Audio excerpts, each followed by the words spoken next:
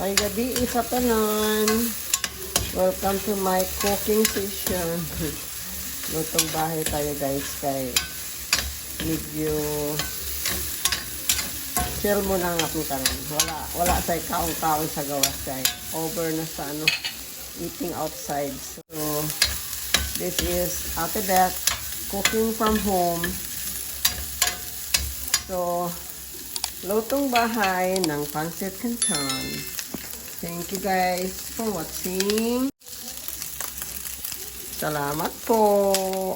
This is delicado.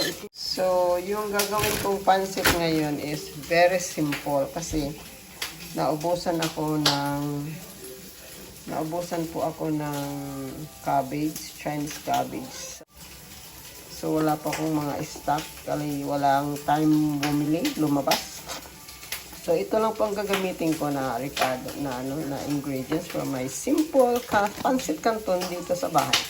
So, carrots. Hinihiwa ko siya ng ganito na piso para medyo guwapa. Then, may dahon sibuyas. Then, the onions and the garlic. So, yun guys. And this is the main ingredients, the pancit canton. So, I use this brand. Special Canton Crab Brand. So, let's see kung anong resulta mamaya. Yun, kilis ko pa ang aking baboy para lalabas ng mga mantika. Para hindi ko na kailangan maglagay ng mantika. So, gagamitin ko lang yung sariling mantika sa baboy para mayami siya. So, kailangan lang is overcook ang karning baboy kasi maganda or hindi mo overcook kasi hindi yan advisable na ang karning baboy is kailangan well done talaga until mawala yung katas ng mantika sa karning baboy. So yun din ang gagamitin ko na mantika sa pagsa ng remaining ingredients. So, abangan guys. Abangan.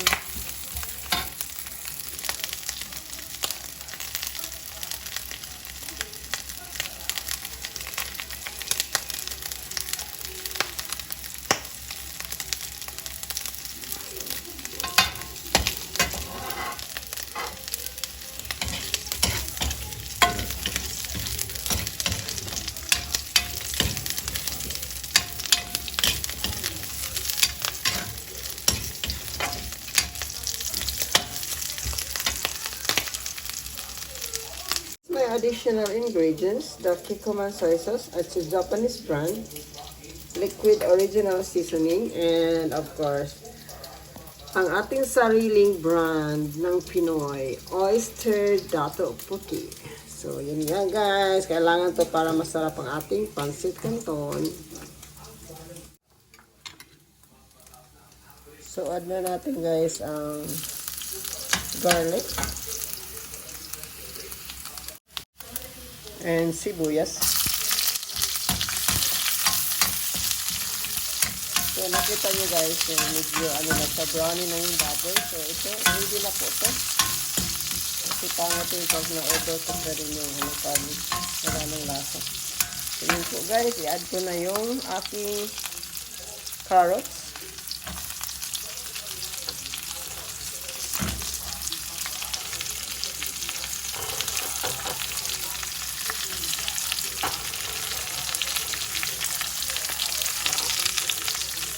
Guys.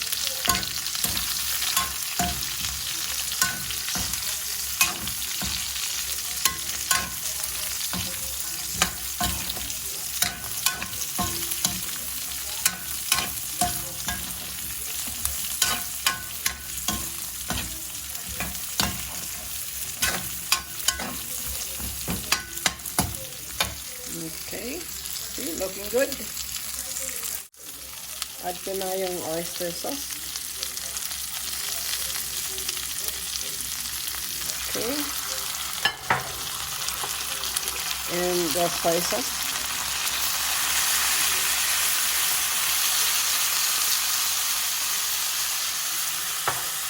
And the liquid seasoning. So that's my style of cooking of pancit canton.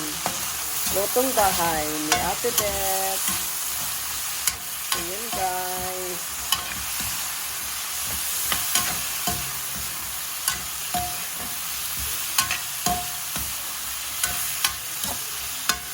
So let it sit for a while or for a moment.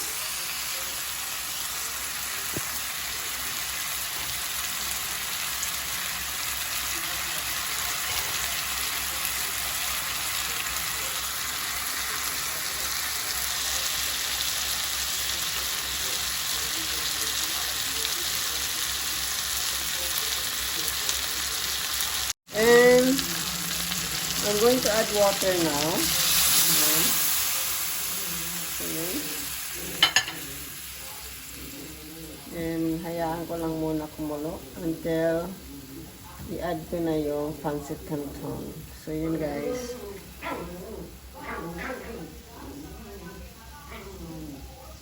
So let it boil, let it boil, let it boil. Let it boil.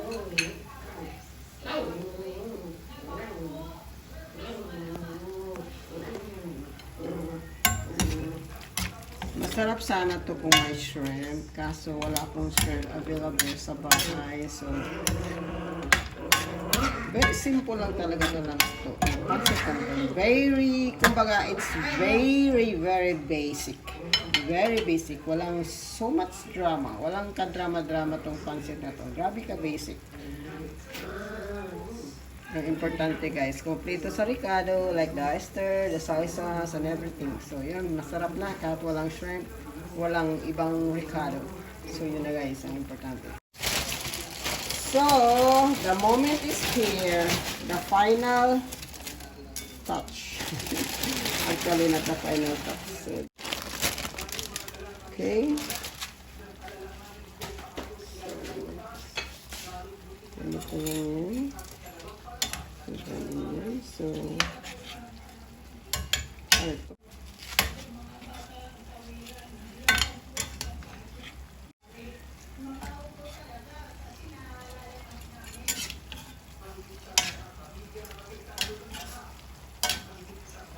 murag mo ko ali siya ba? Mahinis ang canton. Tapos mix ito na dahil. Sus na, arama dahil ng suga diha. Sama na kanina dahil. Nag-antos man tawalay suga galuto.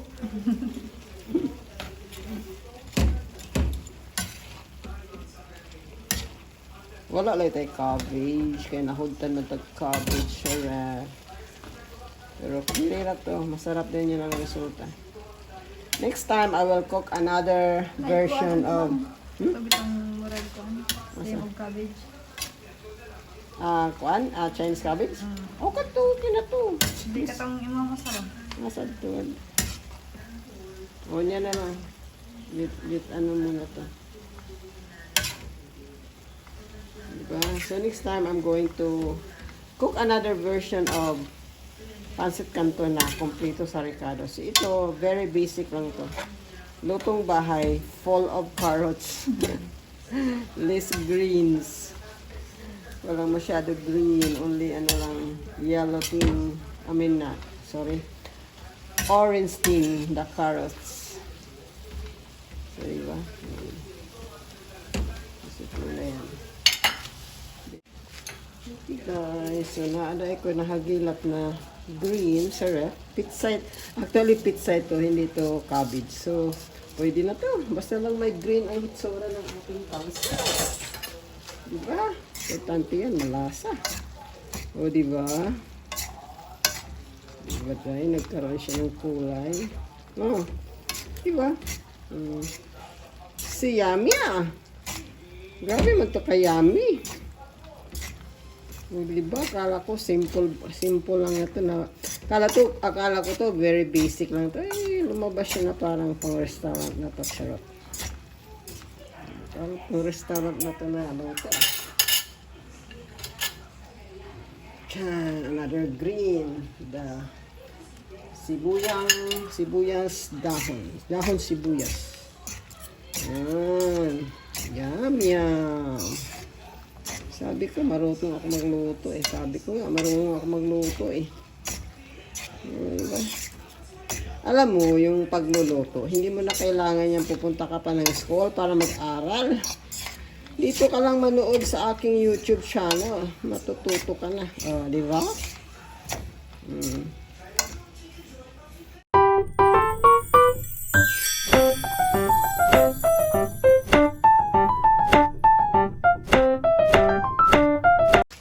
Sarap. Pero parang siyang matabang. Alam ka na may sarap. Para kasi siyang matabang.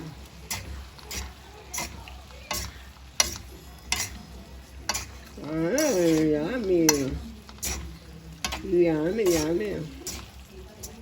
Yummy.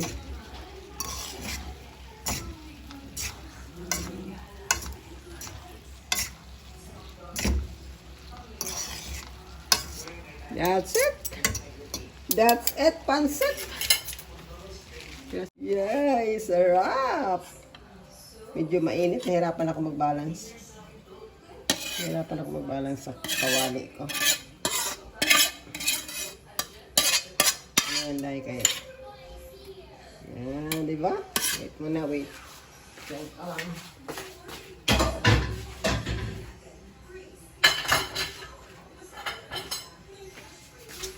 Yes, luto ni Ate Beth. Pancit Canton. The very basic pancit canton.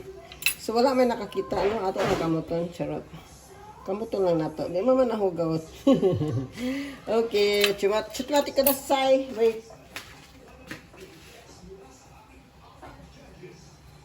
Okay. And this is the final touch. Tarang! Yan! Yummy! O, diba?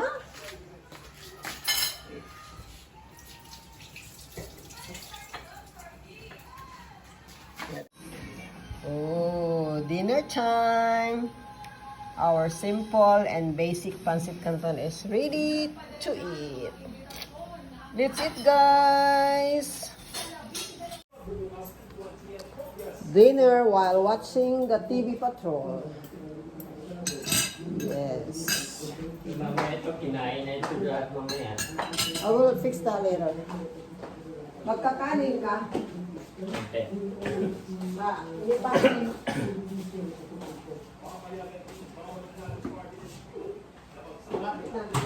Kalamansi, wala.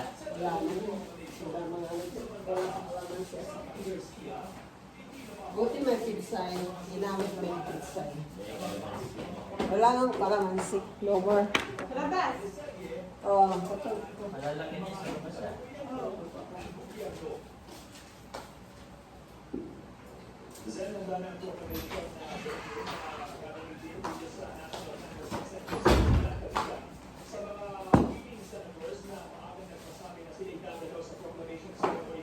Ano ba yan?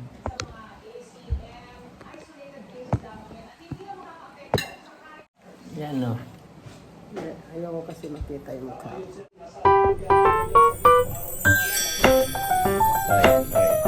Gandang.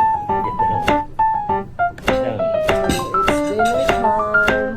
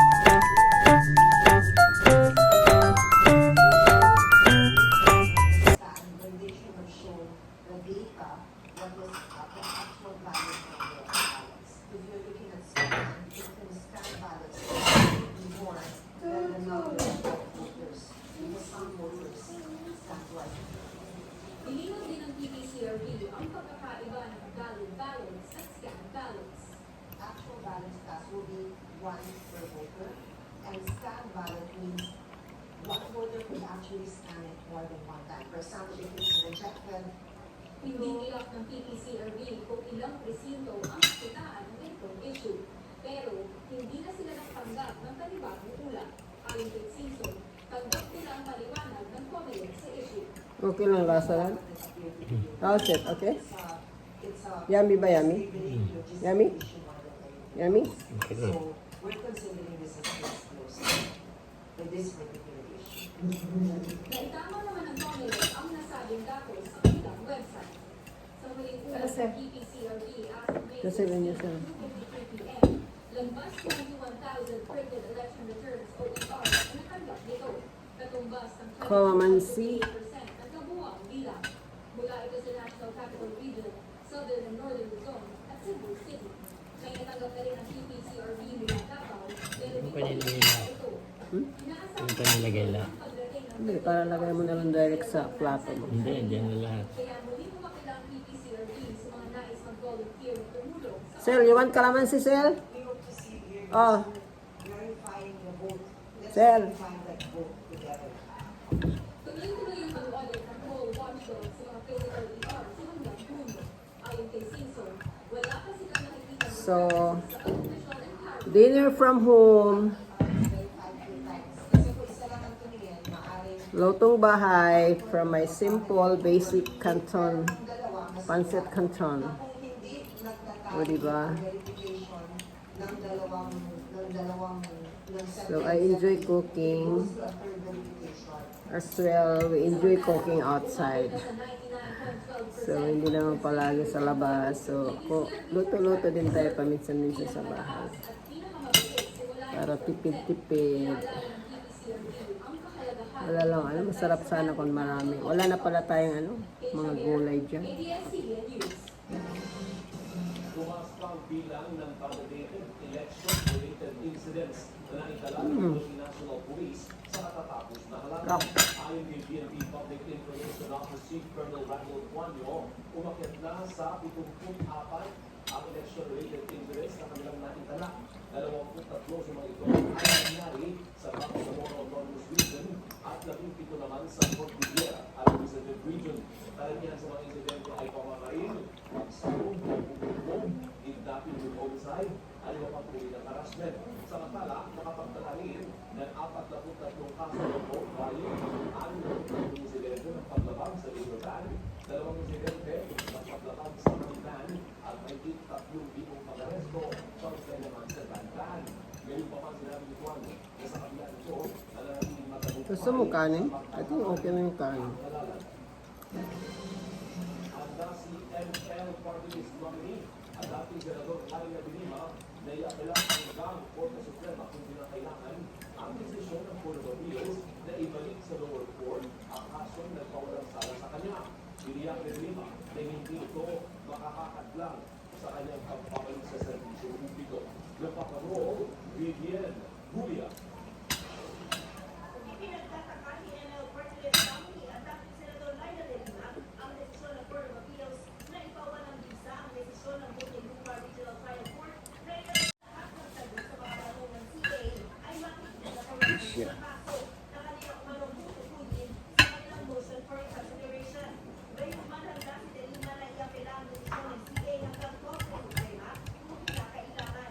We are saddened by the decision of the Court of Appeals, but we don't think that there is a challenge to her freedom. The case is remanded to the regional trial court so that we can write it properly. But this is an issue of how it was written, not necessarily an issue in the decision.